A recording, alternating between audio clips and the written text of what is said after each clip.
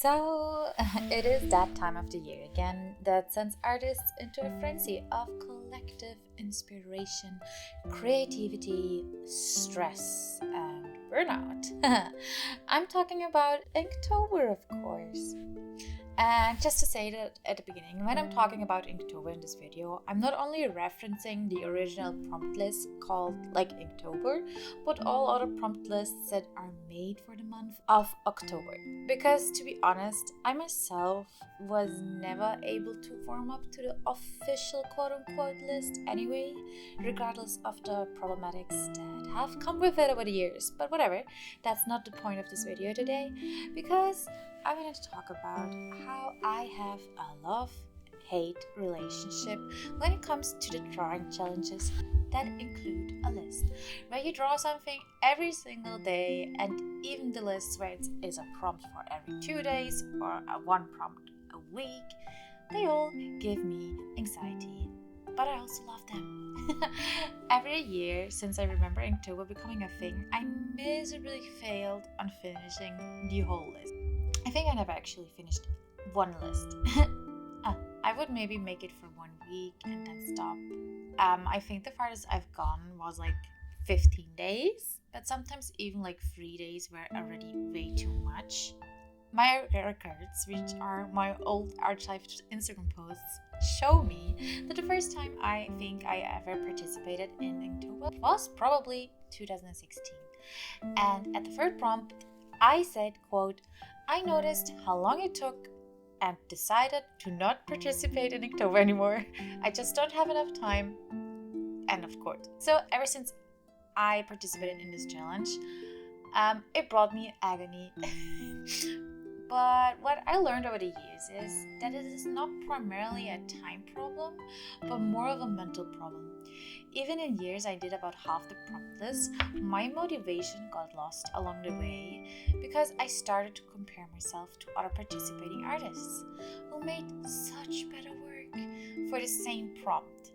Like when I might have been happy with the result of how I made art for one prompt, all happiness vanished when I saw all the amazing artwork other people did under the same hashtag.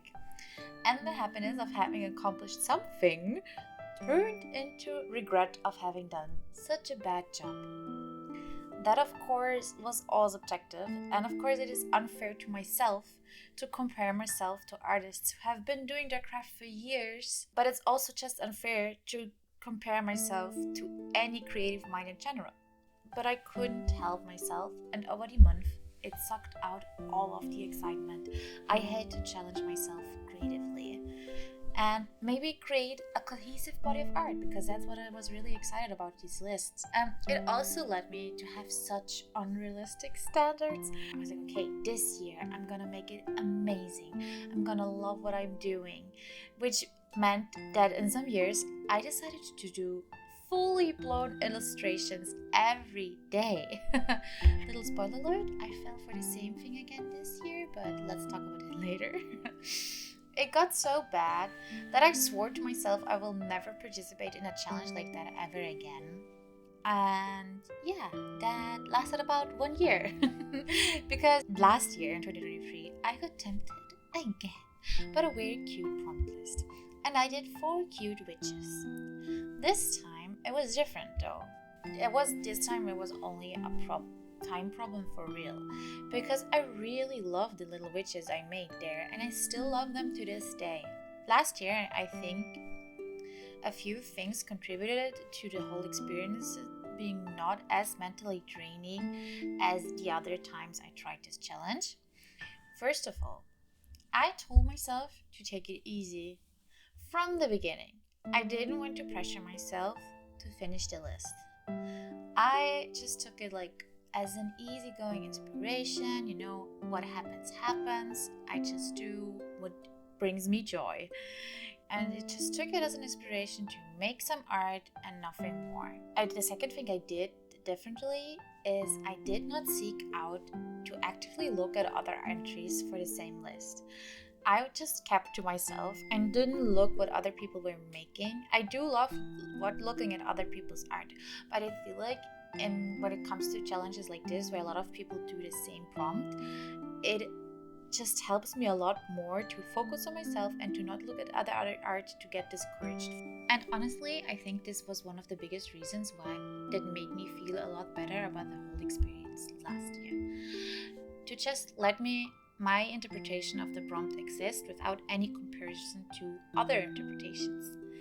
And the last thing I generally have to admit is I just got better in art in general.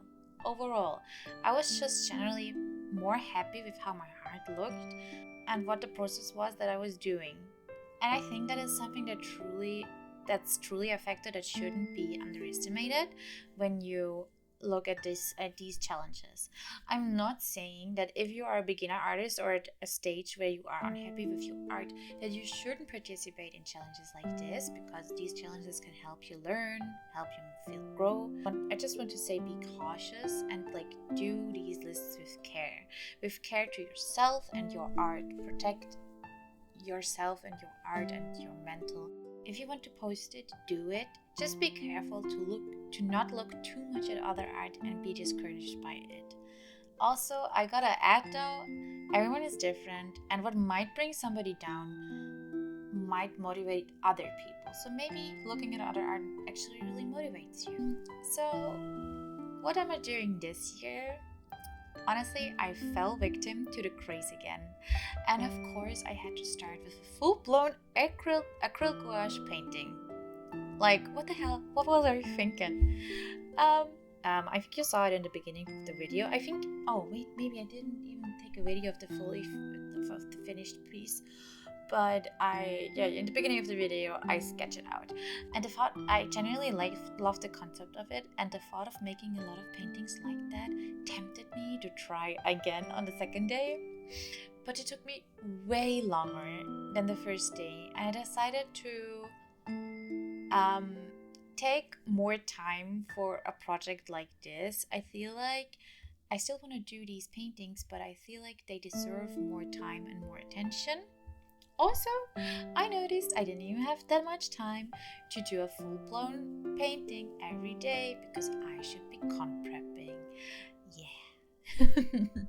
So I decided to actually use my new sketchbook as a place where I could do the prompts in and do just quick sketches, quick line work with a simple pen, simple process. I did get my watercolor pencils and decided to color some. Some I didn't even get to color because I wanted to finish at least the first days of the first week, and I managed to do that. I'm actually really happy with it, and I'm taking it easy. I hope, of course, to get as far as possible with it, but you never know what will happen. I actually switched prompt lists, which is also a thing I tend to do, and I think it's fair. I feel like you see a prompt list that you think is really cute, really fun, but you just notice you're not actually vibing with it as much. I started with the prompt list Cute Girl Tober, which is absolutely adorable, by Oceaninspace, but I switched to the Emoji Tober by isa.b.e.e.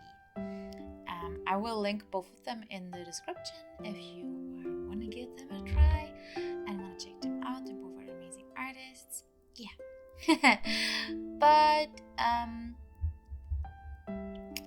will I finish the list this time? I don't know.